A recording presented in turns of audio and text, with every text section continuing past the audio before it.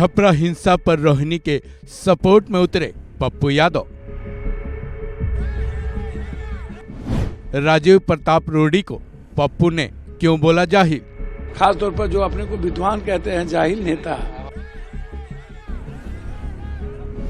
छपरा हिंसा को लेकर पप्पू यादव की क्या मांग? रोहिणी जी को पर्सनल अटैक किया।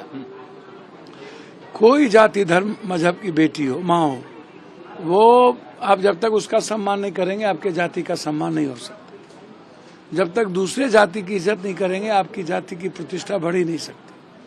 आपकी जाति का सम्मान तब होगा जब आप दूसरों की बेटी माँ बहनों का सम्मान करेंगे। जो आपने गाली दिया या जाति सूचक बात किया, एक तो उसकी आलोचना तुरंत बीजेपी को और सभी लोगों को करना चाहिए।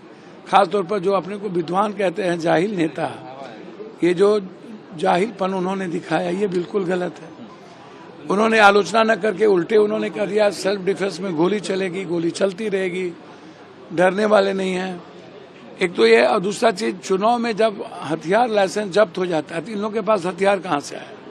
तो इसका मतलब है कि प्रोटेक्शन पहले से मिला हुआ है। अच्छा, एक हथियार दो हथियार किसी के घर में रहा भी।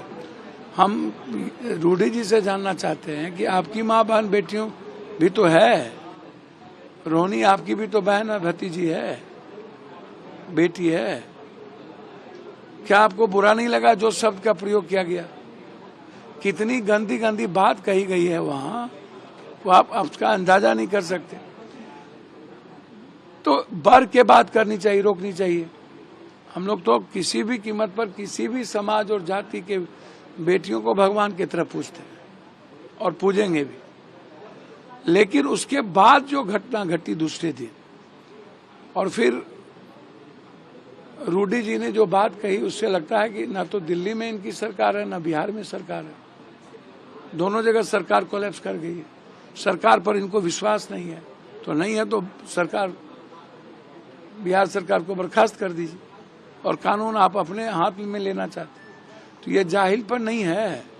तो इसके लिए जब वो कह रहे हैं कि आगे भी गोली चलेगी, अभी रुकने वाला नहीं है, तो इस पर एफआईआर होना चाहिए कि नहीं इस जाहिल पर? आप किसे जिम्मेवार मानते हैं? भैया बीजेपी के गुंडे, ये नेता। आज से अब तो बैकवर्ड फॉरवर्ड शुरू से हो गई। औरंगाबाद में भी यही राजनीति हुई, नवादा में यही राजनीति हुई, अब मुंगेर में आकर के आपने तो एकदम तबाही कर दिया। महतो वर्सेस भूमिहार करवाने की कोशिश की आप, दोनों को जेल से निकाल लिए। एक नेता उधर से निकाले, एक नेता इधर से निकाले। वहाँ चुनाव क्या हो रहा था, वहाँ लग रहा था। अच्छा, सबसे ज्यादा इसमें मीडिया के लोगों ने वहाँ पर रोल निभाई, गलत लोगों को ज्यादा प्रोटेक्शन दिया, प्राथमिकता दी, और उसको गणेश परिक्रमा करते रहे।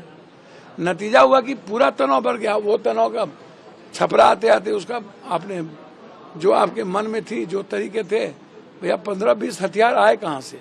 जब एक दिन पहले चुनाव हुआ तो 15-20 हथियार वहां कहाँ से आए?